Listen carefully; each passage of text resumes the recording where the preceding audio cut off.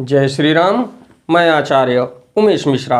आइए हम आपको फिर भोलेनाथ के श्री शिव महापुराण की कथा में ले चलते हैं, जो महर्षि वेद व्यास द्वारा प्रणीत भोलेनाथ का श्री शिव महापुराण है। ओम श्री शांब शिवाय नमः। ओम श्री गणेशाय नमः। त्वमेव माता च पिता त्वमेव त्वमेव बंधुश्च सखा त्वमेव विद्या द्रविणम त्वमेव सर्वम मम देव देव। उसके पश्चात मैं भगवान गणेश जो विघ्नों को हरने वाले हैं और माँ सरस्वती जो विद्या की प्रदायिनी हैं, उनके चरणों में शीश नवाते हुए निवेदन और प्रार्थना करूँगा कि हमारे देश संसार में जहाँ भी मांगलिक कार्यक्रम हो रहा हो, उस कार्य को सफल बनाने में अपना पूर्ण योगदान दें और उस कार्य को संपन्न करें। उसके साथ साथ हमारे ऊपर भोलेनाथ की कृपा के साथ साथ माँ सरस्वती और भगवान गणेश की कृपा बनी रहे, जिससे मैं भोलेनाथ के श्री शिव महापुराण की कथा को आपके सामने रखूं और अपने जीवन के कल्याण के लिए, आपके जीवन के कल्याण के लिए और इस संसार के कल्याण के लिए श्री शिव महापुराण की कथा का रसपान करिए। तो आइए चलते हैं आपको लेके भोलेनाथ के श्री शिव महापुराण में। तो देखा जाए तो चतुर्दशी के दिन निराहार रहकर जो बेल के वृक्ष के नीचे इस संहिता का पाठ करता है, वह साक्षात शिव होकर सभी देवों से पूजित होता है। उसमें अन्य संहिताएं सभी कामनाओं के फलों को पूर्ण करने वाली है, किंतु लीला और विज्ञान से परिपूर्ण इन दोनों संहिताओं को विशिष्ट समझना चाहिए। तो हम आपको संस्कृत और हिंदी में इसके लिए ले चलते हैं। तो आइए देखा जाए भोलेनाथ के इस श्री शिव महापुराण के विद्येश्वर संहिता में। तो तदीदम शैव माख्यातम पुराणम वेद संमितम निर्मितम तच्छिव वै नैव प्रथमम ब्रह्म संमितम विद्येशं च तथा रौद्रम वैनायक मथो मिकम मात्रम रुद्र काद सकम कैलासम शत रुद्रकम कोटि रुद्र सहस्राधम कोटि रुद्रम तथैव च वायवीयम धर्म संयम पुराण मिति भेदतः संहिता द्वादश मिता महापुण्यत तरामताः तासां संख्यां ब्रुवे विप्राः शृणुतादन रतोखिलम विद्येशं दश शास्त्रम रुद्रम वैनायकम तथा ओमम मातृ पुराणाख्यम प्रत्येकाष्ट सहस्त्रकम। इसके पश्चात देखा जाए तो इस श्री शिव महापुराण को वेद के तुल्य माना गया है। इस वेद कल्प पुराण का सबसे पहले भगवान शिव ने ही प्रणयन किया था। विद्येश्वर संहिता, रुद्र संहिता, विनायक संहिता, उमा संहिता, मात्र संहिता, एकादश रुद्र संहिता, कैलाश संहिता, शत रुद्र संहिता, कोटि रुद्र संहिता, सहस्त्र कोटि रुद्र संहिता, वायवीय संहिता तथा धर्म संहिता। इस प्रकार इस पुराण के 12 भेद हैं। ये 12 संहिताएं अत्यंत पुण्यमयी मानी गई है। ब्राह्मणों, अब मैं उनके श्लोकों की संख्या बता रहा हूँ, आप लोग वह सब आदर पूर्वक सुने। विद्येश्वर संहिता में 10,000 श्लोक हैं। रुद्र संहिता में विनायक संहिता, उमा संहिता और मातृ संहिता, इनमें से प्रत्येक में 8,000 श्लोक हैं। उसके पश्चात देखा जाए तो त्रयोदश सहस्त्रम ही रुद्र का दशकम द्विजाह खट सहस्त्रम च कैलासम शतरुद्रम तदर्धकम कोटि रुद्रम त्रिगुणी तमेकाश दश सहस्त्रकम सहस्त्र कोटि रुद्राख्या मुदितम ग्रंथ संगाख्या वायवीयम ख्याबी शतम धर्म रवि सहस्त्रकम तदेवं लक्ष्य संग ख्याकम शैवम संग ख्याक विभेदतः व्यासेन तंतु संक्षिप्तम चतुर्विंशस्त सहस्त्रकम शैवम तत्र चतुर्थवय पुराणम सप्त संहितम शिवेन कल्पितम पूर्व पुराणम ग्रंथ संख्याकया शतकोटि प्रसामाणम हि पुरा सृष्टो सुविस्तृतम व्यास्तेष्टा दशधा चैव पुराणे द्वापराधिषु चतुर्लक्षेण संक्षिप्ते कृते द्वापायनादिभिः प्रोक्तम शिवपुराणम हि चतुर्विंशस्त सहस्त्रकम श्लोकानां संज्ञाख्या सप्त संहितां ब्रह्म संमितम।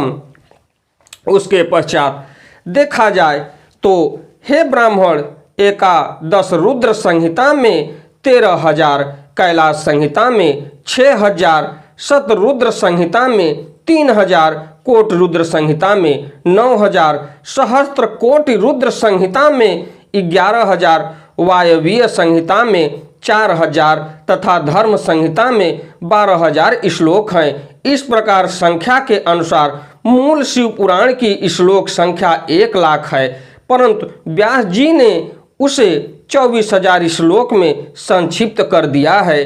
पुराणों की क्रम संख्या के विचार से इस शिव पुराण का स्थान चौथा है, लेकिन इसमें 7 संहिताएं हैं। पूर्व काल में भगवान शिव ने श्लोक संख्यक की दृष्टि से 100 करोड़ श्लोकों का एक ही पुराण ग्रंथ बनाया था।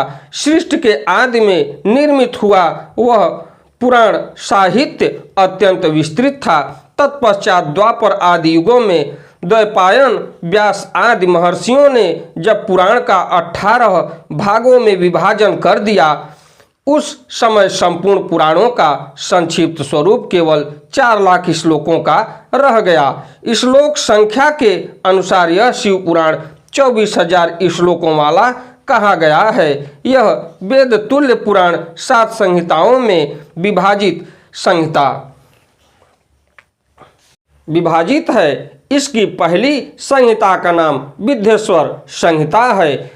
तो देखा जाए तो विद्येश्वर राख्या तत्राधा रौद्री ज्ञाया द्वितीया तृतीया शतरुद्राख्या कोटिरुद्रा चतुर्थिका पंचमी चैव मौम्याख्या खष्टी कैलाश संगिका सप्तमी वायवीयाख्या सप्तवयवम संहितामताः स सप्त संहितम दिव्यम पुराणम शिव संज्ञकम वर्ती ब्रह्मतुल्यम सर्वोपरि गतिप्रदम एतच्छि व पुराणम ही सप्त संहिता मादरात् परिपूर्ण पठेद्धस्तु स जीवन मुक्त उच्यते।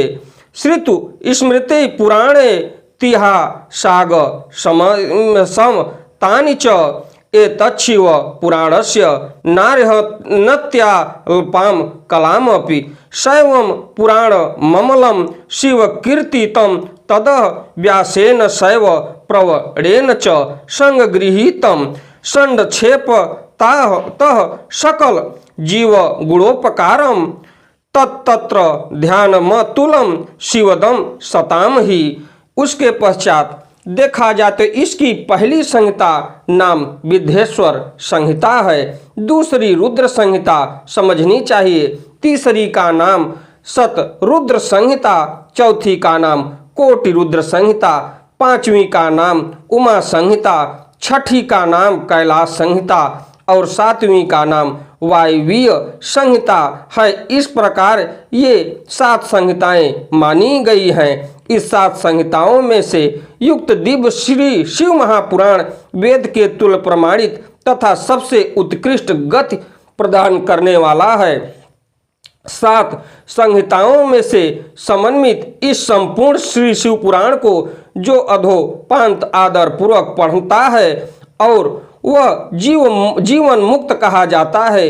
वेद स्मृति पुराण इतिहास तथा सैकड़ों आगम इस शिव पुराण की अल्प कला के समान भी नहीं है।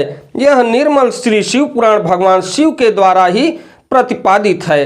शैव शिरोमणि भगवान व्यास ने इसे संक्षेप कर संकलित किया है। यह समस्त जीव समुदाय के लिए उपकारक त्रिविध तपों का नाशक तुलना रहित एवं सत्पुरुषों को कल्याण प्रदान करने वाला है। उसके पश्चात विकेतो धर्म इह प्रगीतो वेदांत विज्ञानमय प्रधान अस्मत्य सरांत बुद्ध वेद वस्तु सत्युर्किल लप्त मंत्रो धत्रिवर्ग युक्तमं शैवं पुराण तिलकम खलु सत्पुराणम वेदांत वेद विलस सत्पर वस्तु गीतम यो वै पठेच्च शृणुयाति परमादरेण शंभु प्रिय स ही लभेत परमाम गतिम वै। इस प्रकार अगर देखा जाए तो इसमें वेदांत विज्ञानमय प्रधान तथा निष्कपट धर्म का प्रतिपादन किया गया है। यह पुराण ईर्ष्या रहित अंतःकरण वाले विद्वानों के लिए जानने की वस्तु है। इसमें श्रेष्ठ मंत्र समूहों का संकलन है और यह धर्म अर्थ तथा काम से समन्वित है, अर्थात इस त्रिवर्ग की प्राप्ति के साधन का भी इसमें वर्णन है। यह उत्तम श्री शिव महापुराण समस्त पुराणों में श्रेष्ठ है।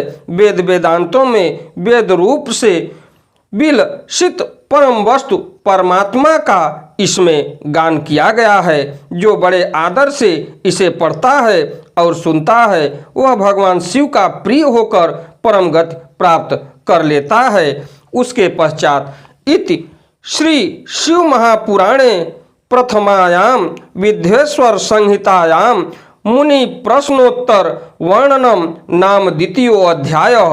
इस प्रकार श्री शिव महापुराण के अंतर्गत प्रथम विद्येश्वर संहिता में मुनि प्रश्नोत्तर वर्णन नामक दूसरा अध्याय पूर्ण हुआ। तो मैं आपको तृतीय अध्याय मतलब तृतीय अध्यायों में श्री शिव महापुराण के विद्येश्वर संहिता को लेकर इस कथा में मैं आपसे फिर मिलूंगा तृतीय अध्याय को लेके। चूँकि हमारा द्वितीय अध्याय पूर्ण हुआ, अब आने वाले समय में आपसे मैं तृतीय अध्याय में मिलता हूँ। भोलेनाथ के श्री शिव महापुराण की कथा को लेके अगर हमारे से जाने अनजाने में कोई भूल हुई हो तो भोलेनाथ के श्री चरणों में शीश झुकाते हुए मैं क्षमा प्रार्थी हूँ और हमारे ऊपर अपनी कृपा बनाए रखें। और जो भी भोलेनाथ के श्री शिव महापुराण को सुन रहा हो उसका भी कल्याण करें और हमारे देश संसार का भी कल्याण करें। और अगली कथा को लेके मैं आपसे फिर मिलता हूँ। हमारी वीडियो अच्छी लगे तो वीडियो को लाइक करिए, शेयर करिए, चैनल को सब्सक्राइब करिए। धन्यवाद।